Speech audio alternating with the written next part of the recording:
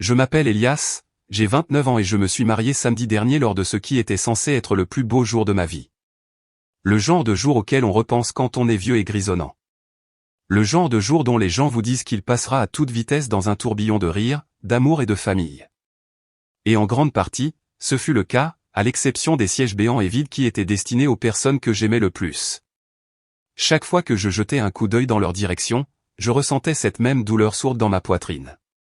Voici la partie qui me retourne encore l'estomac. Pas un seul membre de ma famille n'est venu. Ni mes parents, ni ma sœur, pas même mon meilleur ami, Matt, qui est comme un frère pour moi depuis que nous sommes enfants. Au lieu de cela, ils sont tous allés à la fête de fiançailles de ma sœur. Oui, vous avez bien lu. Ma sœur, Alina, a programmé sa fête de fiançailles le même jour que mon mariage, alors qu'elle connaissait ma date depuis 8 mois, et ma famille l'a choisie. Ce n'était même pas subtil. Les invitations pour sa fête ont été envoyées 2 mois avant mon mariage avec des cartons réservés la date qui criait pratiquement à l'attention. Feuille d'or, écriture fantaisie, photos professionnelles d'elle et de son fiancé s'embrassant sur un toit au coucher du soleil. Pendant ce temps, lorsque j'ai envoyé mes invitations, tout ce que j'ai reçu en retour, ce sont des textos courts et gênés. Ma mère a écrit « Nous devrons voir si nous pouvons nous arranger, chérie ». Mon père n'a même pas répondu. Il m'a juste envoyé un emoji pouce levé 3 jours plus tard. J'ai essayé de me dire que je réfléchissais trop. Alina a toujours été la favorite, l'enfant prodige qui ne pouvait rien faire de mal. Elle a eu la plus grande chambre quand nous étions enfants, la voiture pour son 16e anniversaire, et l'attention constante et indéfectible de mes parents. J'avais l'habitude de jouer les seconds rôles, mais je pensais naïvement que mon mariage serait différent. 2 semaines avant le grand jour, j'ai appelé ma mère pour confirmer leur plan de voyage. Elle a hésité un long moment avant de dire « Ellie, à propos du mariage, la fête de fiançailles de ta sœur est le même jour. Ça va être difficile pour nous d'assister aux deux. » J'ai d'abord ri, pensant qu'elle plaisantait. Ce n'était pas le cas. « Alors, vous ne venez pas ?» ai-je demandé, ma voix se brisant d'une manière que je détestais. « C'est juste que ses futurs beaux-parents viennent d'Europe. C'est une occasion si rare d'avoir tout le monde réuni, a-t-elle dit, comme si cela justifiait de manquer complètement mon mariage. Maman, c'est mon mariage. Mon unique mariage. Elle a soupiré comme si j'étais déraisonnable. Tu comprendras quand tu auras tes propres enfants. Nous ne pouvons tout simplement pas être à 2 endroits à la fois. J'ai raccroché sans dire au revoir. Mes mains tremblaient si fort que j'ai failli laisser tomber le téléphone. Je ne l'ai pas dit tout de suite à ma fiancée, Leia. Je ne voulais pas gâcher son excitation. Mais les jours suivants ont été un flot de conversations gênantes avec les membres de la famille, chacun m'informant à regret qu'il ne pourrait pas venir. Matt, mon témoin, m'a appelé la veille du mariage et m'a dit « Je suis vraiment désolé, mec. Mais la fête d'Alena, c'est un gros truc. Je ne peux pas la manquer. » Quand le jour est arrivé, j'ai descendu l'allée avec un sourire plaqué sur le visage. Le genre de sourire que l'on porte quand on essaie de faire croire que tout va bien. Leia était magnifique, comme sortie d'un rêve. Nos amis ont rempli la salle de chaleur et de rire, et j'ai fait de mon mieux pour me concentrer sur eux. Mais chaque fois que mes yeux se tournaient vers la section de chaises vides, ma poitrine se serrait. La cérémonie s'est déroulée sans accroc. Et pendant quelques moments de bonheur, j'ai oublié la douleur. Ce n'est qu'à la réception, juste au moment où nous coupions le gâteau, que la réalité m'a rattrapé. Mon téléphone posé sur la table à côté de moi s'est allumé avec un texto de ma mère. Nous devons parler maintenant. Avant même que je puisse l'assimiler, l'écran s'est rempli de notifications. Appel après appel. 52 appels manqués en moins d'1 heure. Ma main s'est figée autour du couteau à gâteau. Les rires autour de moi se sont estompés en un faible bourdonnement. Leia a remarqué l'expression sur mon visage et a murmuré « Qu'est-ce qui ne va pas ?» Je n'ai pas répondu tout de suite. Je fixais juste le téléphone, mon cœur battant à tout rompre, me demandant ce qui pouvait bien être si urgent pour que ma mère, qui ne s'était pas présentée à mon mariage, cherche soudainement désespérément à me joindre. Et puis le téléphone a vibré à nouveau, cette fois avec un message qui m'a retourné l'estomac. Il venait de ma cousine Amelia, la seule personne de ma famille qui me glissait occasionnellement des bribes de vérité quand les autres essayaient de me maintenir dans l'ignorance. Son message disait « Tu ne croiras jamais ce qui se passe ici. Appelle-moi quand tu pourras, mais ne dis à personne que je te l'ai dit. » Cette seule ligne a suffi à faire accélérer mon pouls. Je n'ai pas répondu tout de suite. Je savais que si je le faisais, elle pourrait être entraînée dans la tempête qui se préparait. Mais le creux dans mon estomac me disait que cela avait quelque chose à voir avec la fête de fiançailles d'Alena. J'ai glissé mon téléphone dans ma poche, essayant de ne pas laisser cela gâcher le moment, mais mon esprit ne cessait de tourner. J'ai à peine entendu le DJ annoncer notre première danse. J'ai serré Léa contre moi, me balançant au son de la musique. Pourtant, tout ce que je pouvais imaginer, c'était mes parents, ma sœur et mon soi-disant meilleur ami, tous réunis dans une salle somptueuse, sirotant du champagne et souriant pour des photos, pendant que je célébrais l'un des jours les plus importants de ma vie sans eux. Après la danse, je me suis excusé pour une rapide pause aux toilettes et je suis sorti dans l'air frais de la nuit. La musique de la salle de réception s'est assourdie derrière moi. J'ai finalement appelé Amélia. Elle a décroché à la première sonnerie. « Elias, il parle de toi » a-t-elle lâché, sa voix basse, comme si elle se cachait dans un placard. « Ils disent que tu as égoïstement planifié ton mariage pour concurrencer le grand jour d'Alena. Ta mère a raconté aux gens que tu l'as fait exprès. » Je me suis figé. Quoi? C'est insensé. J'ai annoncé ma date des mois avant même qu'elle ne se fiance. Je sais, a dit Amélia rapidement. Mais ils font croire que tu voulais lui voler la vedette. Et écoute ça, ton père a dit à la famille de son fiancé que tu n'es plus très proche de la famille, donc c'est compréhensible qu'aucun d'eux ne soit venu. Ma bouche est devenue sèche. Il réécrivait l'histoire en direct. Ce n'est pas tout, a-t-elle poursuivi. Matt est là. Il a raconté partout qu'il ne pouvait pas être ton témoin parce que tu étais difficile au sujet de la liste des invités. Jean, il fait croire que tu ne voulais même pas de lui. Pendant un instant, je n'ai pas pu parler. Matt, le gars avec qui j'ai partagé chaque étape importante de ma vie, là, à la fête de fiançailles de ma sœur, en train de me dénigrer auprès de gens que je connais à peine. Amélia a hésité avant d'ajouter, et ta mère t'appelle parce que, eh bien, je ne sais pas tout, mais apparemment elle a besoin que tu arranges quelque chose pour Alina ce soir. Elle a dit que c'est urgent. C'est pour ça qu'elle a tant appelé. L'absurdité de la situation m'a frappé comme une gifle. Ils ont manqué mon mariage pour aller à la fête de fiançailles de ma sœur. Et maintenant, au milieu de ma réception, ils avaient besoin que j'arrange quelque chose pour elle. J'ai eu envie de raccrocher et de retourner à l'intérieur, de prétendre que je n'avais rien entendu, mais je ne pouvais pas me défaire de la colère qui me montait à la gorge. Toute ma vie, c'était le même schéma. Ils me blessaient, faisaient de moi le méchant de leur histoire, puis venaient me voir quand ils avaient besoin de quelque chose. Et j'avais toujours cédé parce que c'était ma famille. Mais cette nuit-là, debout dehors dans le noir avec le faible son des verres qui trinquent et des rires provenant de deux célébrations différentes à des kilomètres de distance, j'ai senti quelque chose changer. Je ne l'ai pas encore dit à Léa. Je ne voulais pas gâcher sa soirée avec les drames de ma famille. Mais le poids de tout cela pesait lourdement sur ma poitrine. Quand je suis retourné à l'intérieur, la salle était animée par la musique, des amis dansaient, et pendant un bref instant, je me suis permis de sourire. Mais de temps en temps, je sentais mon téléphone vibrer à nouveau. Un autre appel, un autre texto. Le nom de ma mère clignotant sur l'écran comme un rappel que les personnes qui auraient dû être là pour moi avaient choisi quelqu'un d'autre et s'attendaient toujours à ce que je laisse tout tomber pour elle. À la fin de la soirée, j'avais 68 appels manqués et le dernier message vocal qu'ils ont laissé m'a fait serrer les poings. Quand Léa et moi sommes finalement rentrés dans notre suite d'hôtel cette nuit-là, nous étions épuisés. Le genre de fatigue qui vient après avoir souri pendant des heures alors que votre cœur se brise en silence. J'étais sur le point de jeter mon téléphone sur la commode et de l'oublier jusqu'au matin quand j'ai vu un nouveau texto d'Amélia. Ce n'était pas un paragraphe cette fois. C'était juste une photo. Je l'ai ouverte et mon estomac s'est noué. Là, avec une clarté impeccable, se tenait ma sœur Alina à sa fête de fiançailles, portant le collier de mariage de ma défunte grand-mère. Ce n'était pas n'importe quel bijou. C'était le seul héritage familial qui m'avait été promis depuis mon adolescence. Ma grand-mère m'avait pris à part quand j'avais 19 ans, juste avant de mourir, et m'avait dit, « Ellie, c'est pour la femme que tu épouseras. Je veux qu'elle le porte le jour de ton mariage. » Elle l'avait même écrit dans son testament. Ce collier était dans une boîte en velours dans le coffre-fort de ma mère depuis des années. Et quand j'ai demandé à le voir il y a quelques mois, maman m'a dit, « Oh, il n'est plus en bon état. Mieux vaut ne pas l'utiliser. » Maintenant, il scintillait autour du cou d'Alina, parfaitement assorti à sa robe de créateur. Et le pire, en arrière-plan de la photo, j'ai vu Matt, mon meilleur ami, souriant à côté d'elle, une coupe de champagne à la main. Je suis resté assis là à le regarder, le pouls battant dans mes oreilles. Léa a remarqué mon expression. « Qu'est-ce que c'est » a-t-elle demandé doucement. J'ai hésité. Nous avions fait le pacte de garder cette journée pour nous, pas pour les bêtises de ma famille. Mais alors que je lui montrais la photo, sa mâchoire s'est crispée. « C'est le collier que ta grand-mère t'a laissé ?»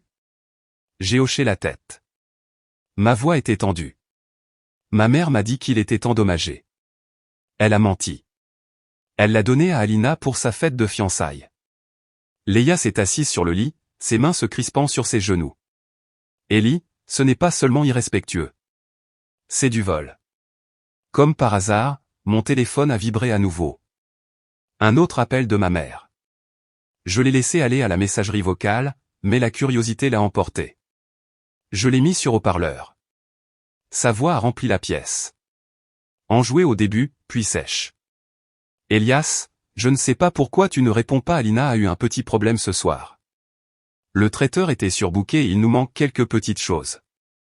Nous avons besoin que tu demandes une faveur à ce restaurant. Tu sais, celui en ville. Et au fait, je lui ai donné le collier de grand-mère pour qu'elle puisse porter quelque chose de significatif ce soir. N'en fais pas toute une histoire. Ce n'est qu'un bijou. Rappelle-moi. Maintenant. Je crois que c'est à ce moment-là que quelque chose en moi a vraiment craqué.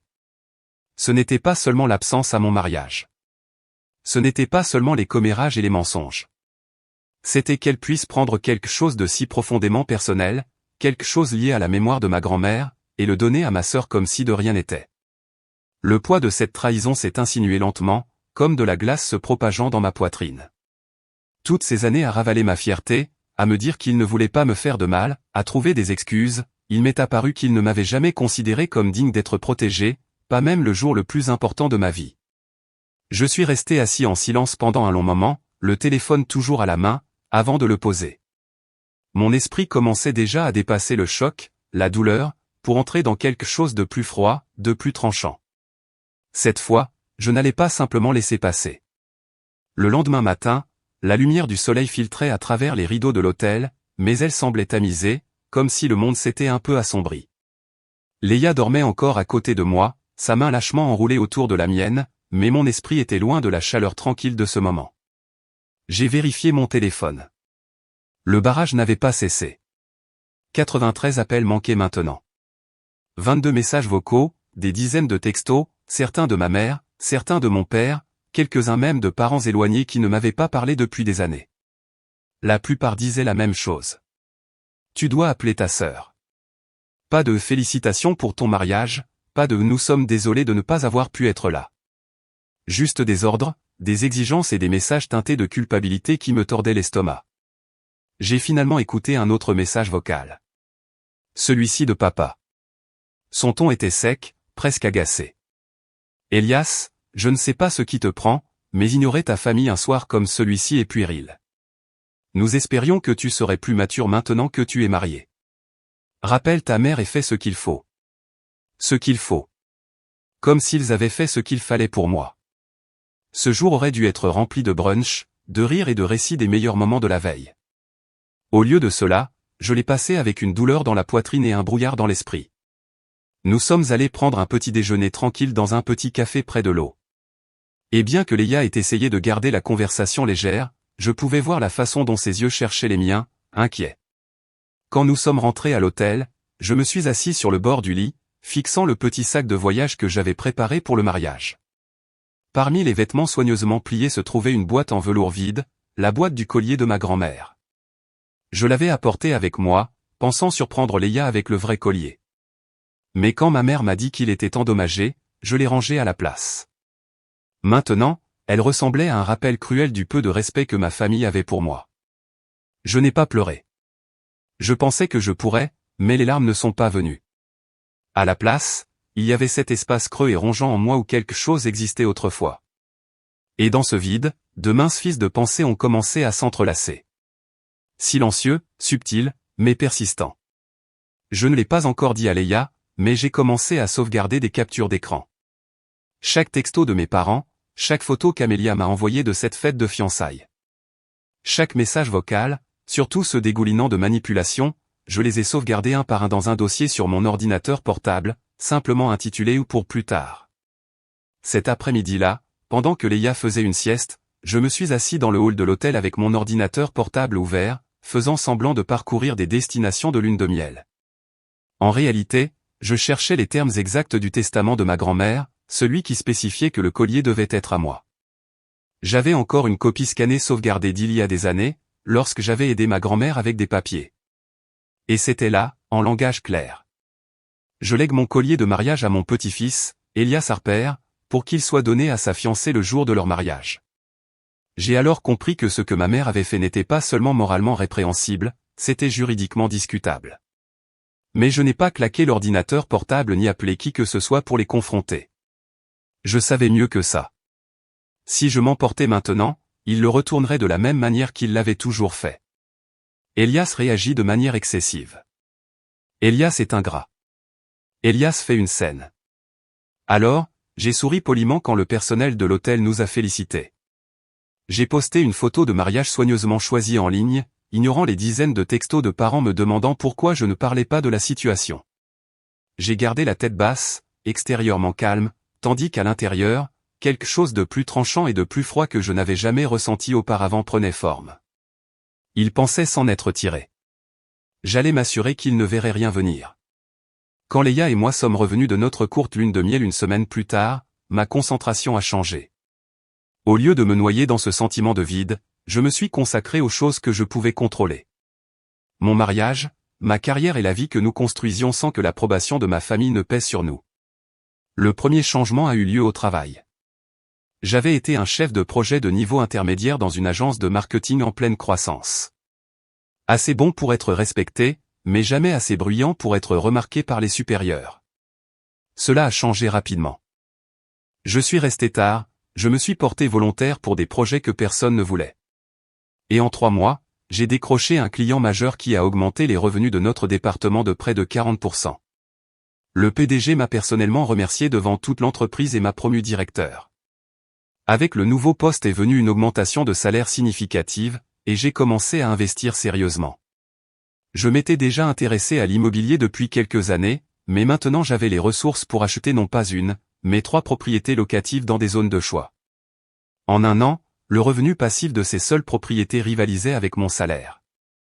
Leia et moi avons acheté une maison en périphérie de la ville, moderne, ensoleillée, avec un bureau à domicile donnant sur la rivière. Notre cercle social s'est également agrandi. Sans la négativité constante de ma famille, il y avait plus de place pour de véritables amitiés.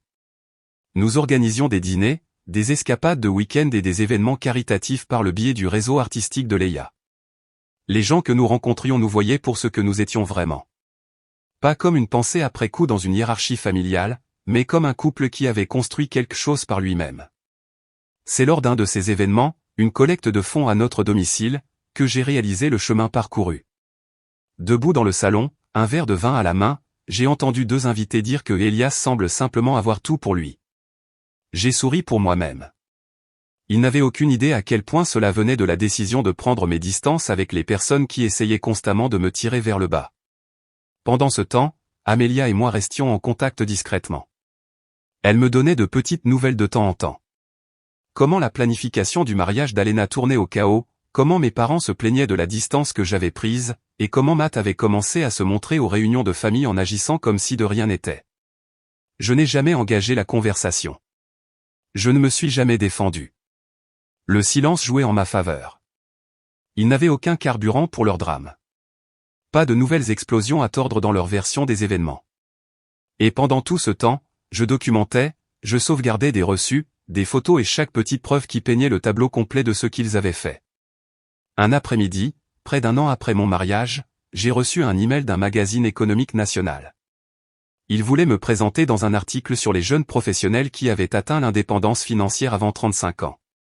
L'article était accompagné d'une séance photo sur papier glacé et d'une interview sur mes investissements, ma croissance de carrière et ma philanthropie. Quand il est paru en kiosque, je savais que ma famille l'avait vu. Amelia l'a confirmé. Ma mère aurait acheté 3 exemplaires juste pour voir si c'était vraiment lui. Et pourtant, je n'ai eu aucune nouvelle d'eux. Pas de félicitations, pas de reconnaissance, juste le silence, le genre de silence lourd de fierté ravalée et de ressentiment silencieux. Je ne cherchais plus leur approbation. Mais je savais au fond de moi que mon succès grandissant préparait le terrain pour quelque chose de plus grand. Parce que le collier, les mensonges, le mariage manqué, ils n'étaient pas oubliés. Et le prochain coup que je préparais allait faire en sorte qu'ils ne les oublient jamais. Le tournant est survenu un mardi après-midi pluvieux, près de 18 mois après mon mariage. J'étais à mon bureau en train d'examiner les contrats pour une nouvelle propriété commerciale que j'achetais quand un email d'Amélia est apparu dans ma boîte de réception. La ligne d'objet était courte mais chargée de sens, je pensais que tu voudrais voir ça. En pièce jointe se trouvait un PDF, des scans haute résolution de la liste d'inventaire de la succession de ma grand-mère, avec les signatures. Le collier était là, clair comme le jour, avec mon nom à côté comme héritier désigné. Mais ce n'était pas la partie qui a attiré mon attention. Au bas du document se trouvait un ensemble de signatures, y compris celle de ma mère, et une note qui disait « Cédé à Alina Harper pour un usage temporaire. Le 15 juin, à retourner au propriétaire légitime. » Usage temporaire. La date du 15 juin était la nuit de la fête de fiançailles d'Alena, ce qui signifiait que ma mère avait reconnu par écrit que le collier était à moi. Et maintenant, près de 2 ans plus tard, elle ne l'avait toujours pas rendu. Je me suis penché en arrière dans mon fauteuil, fixant l'écran. Mon pouls s'est accéléré. Ce n'était plus seulement une trahison émotionnelle. C'était une reconnaissance écrite et juridiquement contraignante. Cette même semaine, le destin m'a donné une autre carte. Par le travail, j'avais commencé à collaborer avec une organisatrice d'événements de haut vol spécialisée dans les mariages de luxe et les galas. Autour d'un café un après-midi, elle a mentionné en passant qu'elle venait de réserver un énorme mariage pour une cliente aux exigences ridicules. Le nom de la mariée est Alina Harper. J'ai gardé une expression neutre, mais mon esprit tournait à plein régime. Le mariage d'Alina avait lieu dans 6 mois et, d'après ce que j'entendais, il allait être grand, somptueux, cher et très, très public. L'organisatrice, ne réalisant pas le lien, a continué en disant que le lieu était un domaine exclusif, du genre que l'on doit réserver des années à l'avance, et que la mariée voulait que tout soit parfait pour l'image de la famille. L'image de la famille, c'était presque trop parfait. J'avais maintenant 2 choses, la preuve indéniable que le collier m'appartenait et une connaissance interne de l'événement le plus important de la vie de ma sœur. Et contrairement à mon mariage, son grand jour allait être rempli de famille élargie, de relations d'affaires et de couverture médiatique. J'ai commencé à faire des mouvements discrets. J'ai engagé un avocat discret mais très compétent, non pas pour intenter un procès tout de suite, mais pour examiner le testament, le document de cession signé et chaque bribe de preuve que j'avais sauvegardé depuis mon mariage. Il a confirmé ce que je soupçonnais. J'avais un dossier juridique solide pour récupérer le collier, et si je le voulais, je pouvais poursuivre en dommages et intérêts pour rétention illicite de biens hérités, mais je n'étais pas encore prêt à déposer quoi que ce soit. Le timing était essentiel. J'ai également commencé à assister à plus d'événements de réseautage en ville, élargissant subtilement mon cercle dans des domaines que je savais chevaucher ceux de ma famille, des chefs d'entreprise qu'ils admiraient, des journalistes qui couvraient les mariages de la haute société, même le propriétaire du domaine où le mariage d'Alena était prévu. Je n'ai jamais mentionné mon lien avec elle. Je me suis juste assuré d'être aux bons endroits, de serrer les bonnes mains, de faire les bonnes impressions. Au moment où le printemps est arrivé, je n'étais pas seulement dans une meilleure position que je ne l'avais jamais été. J'étais dans une position d'influence tranquille. Et les personnes avec qui j'étais maintenant en contact, elles seraient au mariage d'Alena. La dernière pièce du puzzle s'est mise en place quand Amélia a appelé un soir, sa voix basse. « Ellie, je ne devrais probablement pas te dire ça, mais maman se vante de garder le collier en sécurité pour qu'Alina le porte le jour de son mariage. Elle dit que tu ne te soucies plus des traditions familiales, donc il est mieux avec elle. » J'ai remercié Amélia, j'ai raccroché et je suis resté assis en silence un long moment. Le décor était planté, la date était fixée, le public était garanti, et pour la première fois depuis des années, j'ai senti la vieille douleur dans ma poitrine commencer à s'estomper, remplacée par une certitude calme et stable. Quand mon coup arriverait, ils ne perdraient pas seulement le collier, ils perdraient le récit qu'ils avaient passé leur vie à construire. Le jour du mariage d'Alina s'est levé, chaud et lumineux, avec le genre de lumière dorée dont les photographes rêvent. Je me suis levé tôt, non pas parce que j'étais invité. Je ne l'étais pas, bien sûr, mais parce que le plan que j'avais construit depuis plus d'1 an allait enfin être mis en œuvre.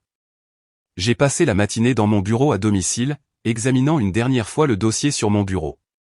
À l'intérieur se trouvaient des documents soigneusement organisés, le testament de ma grand-mère, la décharge temporaire signée avec la signature de ma mère, des photos datées du collier à la fête de fiançailles d'Alena, et la correspondance de mon avocat. La dernière page était la pièce de résistance, une lettre officielle adressée au propriétaire du lieu du mariage, à l'organisatrice de l'événement et, plus important encore, à Alina elle-même. C'était une mise en demeure officielle pour la restitution immédiate du collier à son propriétaire légitime, citant des clauses légales et incluant un avertissement clair sur les conséquences du non-respect. Le timing était crucial. Mon avocat, un homme calme et élégant nommé Vincent, devait remettre ses documents sur le lieu de la cérémonie à précisément 15h15, juste au moment où les invités arriveraient et où les photos d'avant-cérémonie commenceraient. Mais ce n'était qu'une partie du plan. Dans les semaines précédant ce jour, j'avais discrètement informé une journaliste lifestyle avec qui je m'étais lié d'amitié. Quelqu'un connu pour couvrir les événements de la haute société, mais avec un flair pour dénicher le drame sous le glamour. Je ne lui avais pas tout dit, juste assez pour piquer son intérêt. Qu'un certain collier de famille porté ce jour-là n'était pas légalement en possession de la mariée. Elle avait fait ses propres recherches, confirmant que mon nom était attaché à l'acte d'héritage. Elle n'avait rien promis, mais je connaissais son genre. Si quelque chose se passait au mariage, elle serait prête. À exactement 15h17, mon téléphone a vibré. C'était Vincent. C'est fait, a-t-il dit simplement. Et Elias, ta sœur ne l'a pas bien pris. Par l'intermédiaire d'Amélia, qui m'envoyait des textos sous la table depuis la suite de la demoiselle d'honneur, j'ai eu le déroulement en direct. Apparemment, l'arrivée de Vincent avec les documents avait provoqué une onde de choc parmi le personnel du mariage. L'organisatrice a lu la lettre, est devenue blême et a immédiatement pris Alina à part. Ma mère a essayé de minimiser l'affaire, disant que c'était juste un malentendu. Mais quand Vincent a montré la décharge signée et le testament, l'organisatrice leur a tranquillement rappelé que l'organisation d'un événement avec des biens contestés pouvait exposer le lieu à une responsabilité, ce qui signifiait en termes clairs qu'Alina ne pouvait pas descendre l'allée en portant ce collier. Les textos d'Amélia sont arrivés en rafale. Elle hurle sur maman dans la loge. Matt essaie de la calmer, mais elle vient de lui jeter une brosse à cheveux. Oh mon Dieu, il lui enlève le collier maintenant. Et puis celui qui m'a fait me pencher en arrière dans mon fauteuil, satisfait. Le photographe vient de ranger les photos des bijoux. Elle est en larmes. Je n'ai rien posté. Je n'ai pas jubilé. J'ai simplement attendu. À 18h, les premières rumeurs avaient déjà commencé à circuler en ligne. Des photos granuleuses d'une mariée à l'air tendue sans sa pièce maîtresse, accompagnées de légendes vagues sur des changements de dernière minute et des désaccords familiaux. La journaliste que j'avais informée a publié un article court mais chargé de sens le lendemain matin. L'héritage manquant, le drame silencieux derrière le somptueux mariage Harper d'hier. L'article ne me dépeignait pas comme un méchant. Il n'en avait pas besoin. Il exposait simplement les faits, citait le testament et se terminait par la ligne « Le collier est maintenant de retour en la possession légitime du petit-fils à qui il était destiné », ce qui était bien sur le cas, reposant dans la boîte en velours sur mon bureau où il aurait dû être depuis le début.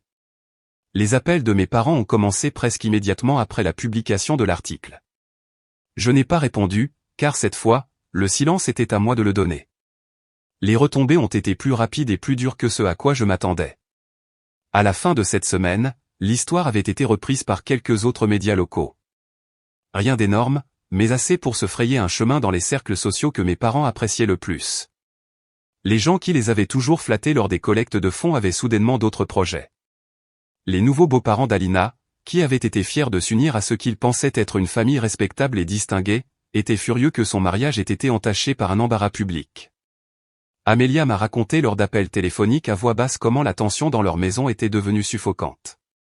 Ma mère reprochait à mon père de ne pas avoir géré la situation discrètement. Mon père reprochait à ma mère d'avoir signé le document de cession en premier lieu. Alina, quant à elle, avait essayé de retourner la situation en ligne, postant de vieilles photos d'elle avec le collier de sa fête de fiançailles, légendée de citations vagues sur la famille qui signifient plus que la propriété. Mais les commentaires sous ces publications racontaient une autre histoire. Les gens posaient des questions inconfortables. Certains m'ont même tagué, disant qu'ils étaient heureux que justice ait été rendue. Matt, mon soi-disant meilleur ami, n'en est pas sorti indemne non plus. Il avait été l'un des plus ardents défenseurs d'Alina après la fête de fiançailles, mais l'article a clairement montré qu'il avait menti sur mon prétendu drame de liste d'invités. Plusieurs amis communs l'ont complètement rayé de leur vie. Quand je l'ai croisé des mois plus tard lors d'un événement de réseautage, il n'a même pas pu me regarder dans les yeux. Le collier est resté en ma possession, exactement là où il devait être, mais il était devenu plus qu'un simple héritage maintenant. C'était un symbole, un rappel que je n'avais plus à jouer selon leurs règles. Je n'avais pas besoin de leur approbation, de leurs invitations ou de leur version de la vérité pour me définir. Je n'ai plus jamais parlé à mes parents après ça. Non pas parce que j'étais en colère, bien que je le fusse, mais parce que j'ai réalisé qu'il n'y avait plus rien à dire. Ils avaient fait leur choix le jour où ils ont manqué mon mariage. Tout ce que j'avais fait, c'était de m'assurer que le monde le voit pour ce qu'il était. 1 an plus tard, pour notre anniversaire, Léa a porté le collier pour la première fois.